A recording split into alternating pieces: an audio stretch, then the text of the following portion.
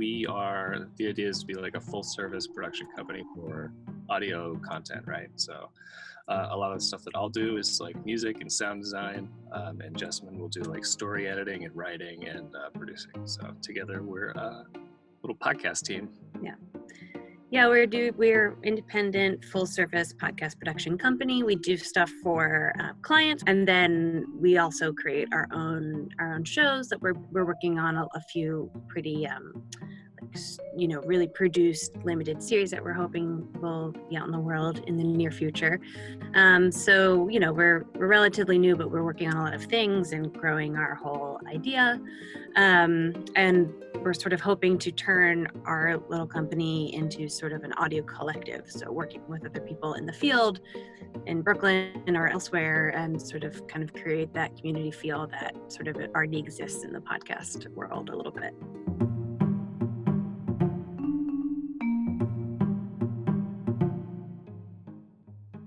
If it was going to be anywhere, it was either at an outside studio somewhere, or it would have to be, bedroom recording, which I remember I was doing this one project that had to have, and we live underneath where the planes fly over to go to LaGuardia. So every 2 minutes I had to take a break for 30 seconds and then try and get it and then kind of come back. And, you get there, but it would take hours, kind of thing. So when we were looking for a new space, also in Brooklyn, it's just, to find space at all that's affordable is really difficult. But we found a lot of spaces that were in basements and just not terribly welcoming, environments, like a lot of just raw spaces. So we were talking about doing a build out for a really long time. But then, with that, it's also the possibility that they raise the rent really hard, after like 3 years kind of thing. So when we found this, it was kind of like this thing that we could build and take away with us, and kind of like keep it as a piece of equity almost, and just like that we could make the space what we wanted it to be, but we didn't have to be attached there for like 10, 15 years and like build out a whole space, Yeah, it would really solve that problem of like, as starting a small business together, and just being like, okay, we're investing a lot of time, we're investing a lot of money, and we're really making these big decisions that, are going to be long term. One of the best things we did was decide, and this was Justin's idea, to instead of building out our little studio, is having something portable that we can create and take with us in case we want to leave, which, could happen. We could move, we could find a different spot. So it really just like rested our sort of fears about investing that money. For that reason.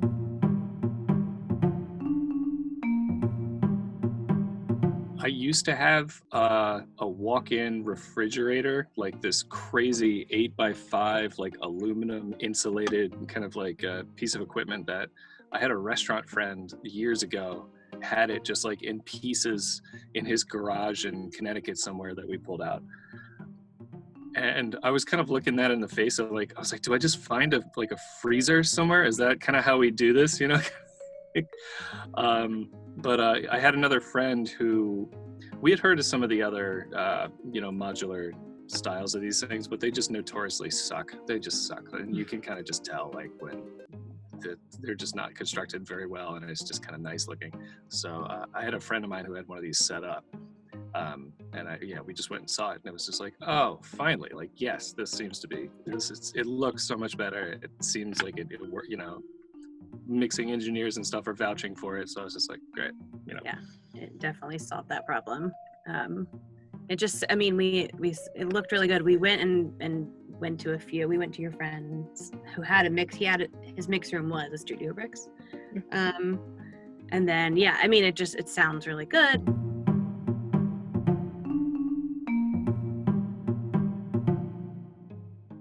One of the biggest things I think is we wanted it to be slightly bigger than like the regular model. And so just kind of like reining in how big we could get.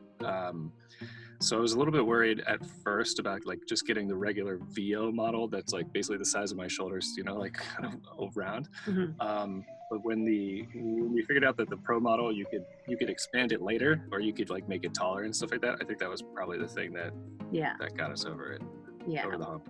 Being able to customize it and have it exactly fit our needs, and it was great. And we worked with Studio Bricks, which was nice to have that sort of like process. It wasn't just sort of like a corporate, you plug in what you want. We talked it through. And so that, I think, made us feel a lot more comfortable with our decisions that we were making.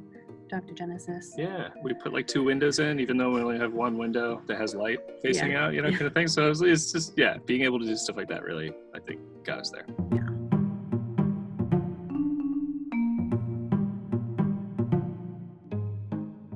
It works. It really does.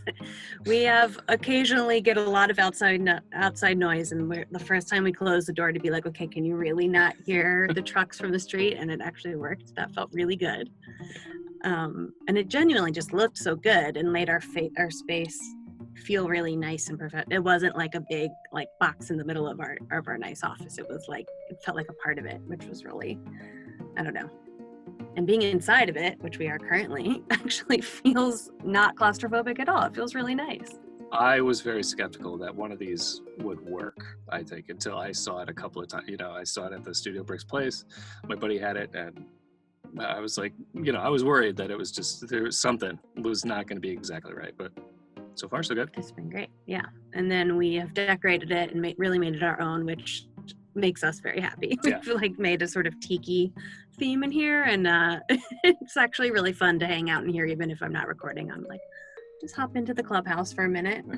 Did you see our puffer fish? We have our puffer fish up here. He's our little on-air light, as we like to use him for. We have a little poster over here of Hawaii, and our lights and it's very fun in here, which I enjoy. I think that it's intentionally a really nice looking space that you can kind of dress up.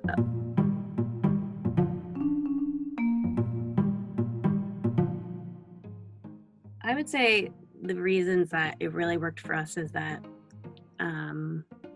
the price really makes sense for what you're getting. You're actually getting the thing that, like Justin was saying, notoriously there's so many of these things out here that don't work, and you're spending money on something that doesn't end up working, and we have only had good results so far. So I think that's just, first of all, it is what it says it is.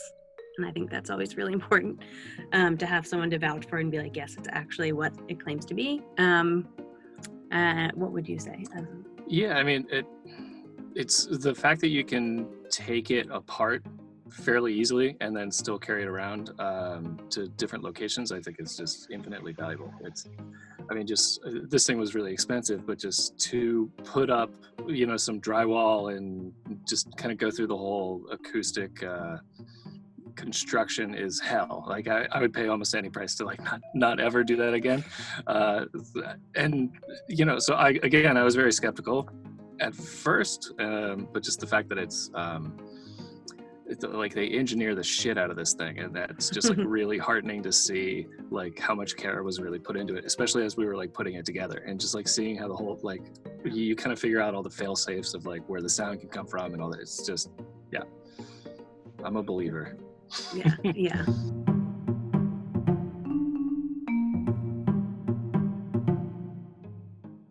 Let's see. Probably our best thing that we've contributed to this is the puffer fish. I gotta be honest, and our fish is very important, and our son sort of thing. I mean, we're pretty new, and I gotta be honest. This really, the fact that our startup expenses could kind of be wrapped up in a way that make this sustainable, where we could move to a different space, and it's not like you're just sinking money. It just kind of really made a lot of stuff possible, and I think specifically with podcasting, it's almost like democratizing a little bit this whole process where you can make really good quality stuff, and you don't have to be a Gimlet or these huge companies to be able to do that. And I think it's really exciting for us. We're working on a couple of fun projects. We have a rock opera musical kind of situation though. The scope of that, and it's going to be done mostly in this little booth, is pretty exciting. The idea of putting that together. We have a lot of our stuff that we're doing is really highly produced, sort of very carefully planned, sound focus. The sound quality and also sound design is like a big focus of ours, because we really are strong believers in the audio world has a lot of room to grow. I mean, podcasting is blowing up, which is awesome, but I think that we both agree that there's so much untapped potential in terms of what you can do with sound that people haven't even gotten to yet. And so we really love the idea of working with sound and using it as a medium.